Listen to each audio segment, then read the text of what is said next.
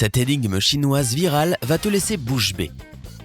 Depuis des centaines d'années, des gens du monde entier résolvent des énigmes en utilisant la logique et un raisonnement critique. Mais que se passerait-il si la résolution d'une énigme entraînait d'autres questions ? Possèdes-tu les mêmes capacités de logique que les élèves de CP en Chine ? Ou vas-tu te creuser les méninges jusqu'à la fin de ta vie ? N'oublie pas de t'abonner à notre chaîne et d'activer les notifications pour nous rejoindre du côté sympa de la vie. Pourquoi sommes-nous tant attirés par les énigmes et quel intérêt y a-t-il à les résoudre ? Les énigmes sont essentiellement des jeux de mots ou des casse-têtes qui nous obligent à utiliser le raisonnement mathématique ou déductif pour les résoudre. Il existe 3 types d'énigmes, les métaphores, les énigmes elles-mêmes et les casse-têtes qui consistent essentiellement en des jeux de mots. On écrit et résout des énigmes depuis des siècles. L'énigme connue la plus ancienne date de l'ancienne Mésopotamie et de la ville de Lagash, vers 2350 avant Jésus-Christ, et elle a été écrite sur une ardoise en argile. On peut y lire « Son canal est A, son dieu est B, son poisson est C, son serpent est D. » Tu cherches une ville située sur le canal A dont le dieu est B et dont les animaux symboliques sont C et D. Pas très facile à comprendre, n'est-ce pas ? Bien que cette énigme n'ait peut-être aucun sens pour nous, elle comporte beaucoup d'éléments similaires aux devinettes de base que nous trouvons aujourd'hui dans les écoles, les journaux et les magazines. Au fil des siècles, les énigmes sont devenues plus difficiles et plus amusantes, et elles sont souvent utilisées à l'école pour aider les enfants à développer leur esprit logique. Mais certains adultes aiment encore résoudre des énigmes car on pense qu'elles aident à stimuler la mémoire et le cerveau en général. En cherchant sur internet, il est facile de trouver une multitude d'énigmes amusantes qui poseraient même des problèmes aux esprits les plus brillants. Mais récemment, une énigme particulièrement intéressante, utilisée pour tester les compétences logiques des élèves de CP en Chine, a fait le tour de la toile. Voici l'énigme. Si un navire a 26 moutons et 7 chèvres à son bord, quel âge a le capitaine du navire ? Après avoir entendu parler de cette énigme en Chine, de nombreux internautes du monde entier ont tenté de la résoudre. Une manière de résoudre le problème est de procéder à des calculs comme l'a fait un internaute. Il est parti du principe qu'en additionnant le poids moyen de chacun des animaux, le poids total serait autour de 7711 kg. Une cargaison un peu lourde. Mais qu'est-ce que le poids des animaux a à voir avec l'âge du capitaine ? C'est sur cette nouvelle question que les internautes du monde entier se sont creusés les méninges. Une autre façon de résoudre l'énigme consiste à manipuler les nombres de l'équation.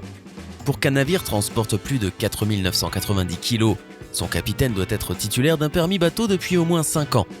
Et il faut avoir au moins 23 ans pour passer ce permis. Donc, le capitaine de cette énigme doit avoir au moins 28 ans.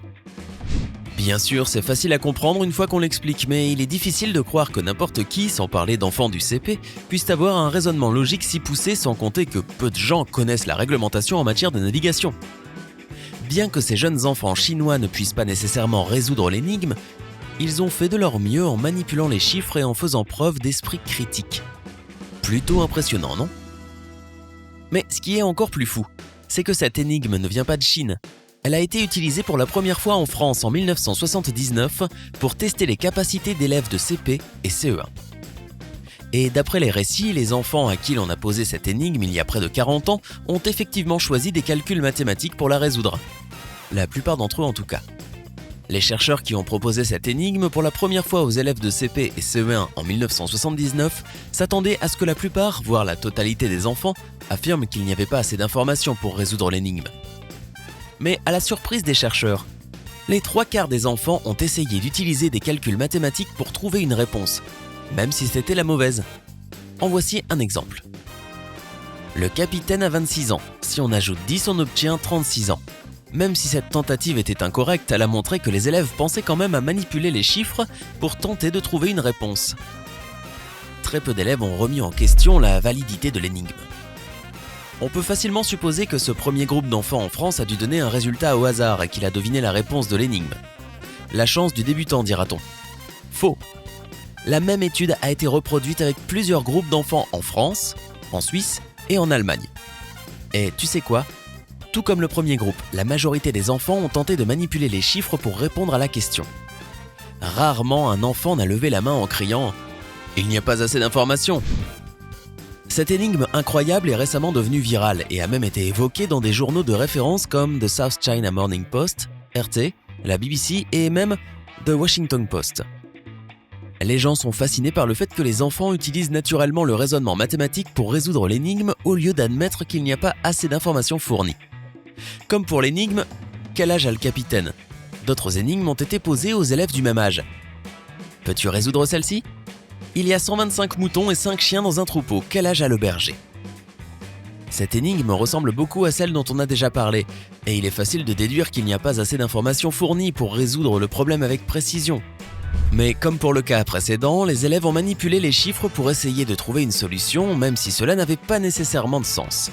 Un élève a écrit quelque chose du style « 125 plus 5 égale 130 », mais cet âge était trop élevé. 125 moins 5 égale 120, mais c'est encore trop vieux. En revanche, 125 divisé par 5 égale 25, ce qui est un âge possible.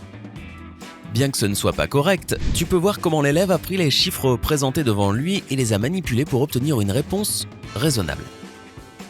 Bien que ce genre de raisonnement logique puisse te donner des maux de tête, le même genre de raisonnement déductif se produit dans certaines de tes histoires préférées de Sherlock Holmes.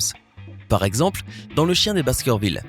Sherlock Holmes peut déduire l'âge d'un étranger, sa profession et le fait qu'il ait un chien rien qu'en regardant sa canne.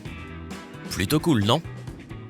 Il est évident que ce genre de raisonnement est très avancé, et il est difficile de croire que les enfants chinois se voient poser une énigme aussi compliquée. La réponse officielle de la Chine a été que le libellé de l'énigme posée n'était pas une erreur. Elle visait à faire appel à la pensée critique chez les élèves. Le fait que l'énigme soit quelque peu ouverte faisait partie de l'exercice. Alors, que pouvons-nous conclure de cette énigme apparue il y a près de 40 ans ? Nous avons appris que les humains ont tendance à essayer de résoudre des problèmes en utilisant le raisonnement déductif et en manipulant les nombres. Cela favorise la pensée critique, ce qui est important, surtout pour le développement du cerveau des élèves. Cependant, il est important et tout aussi logique de prendre du recul par rapport à un problème et de se demander « Est-ce que cela a vraiment un sens ?» Tout dépend de toi. Lorsque tu as vu cette énigme pour la première fois, quelle a été ta première réaction pour tenter de la résoudre ? Fais-nous part de tes commentaires dans la section ci-dessous. N'oublie pas de mettre un like à cette vidéo, de la partager avec tes amis et de t'abonner à notre chaîne pour continuer à prendre la vie du côté sympa.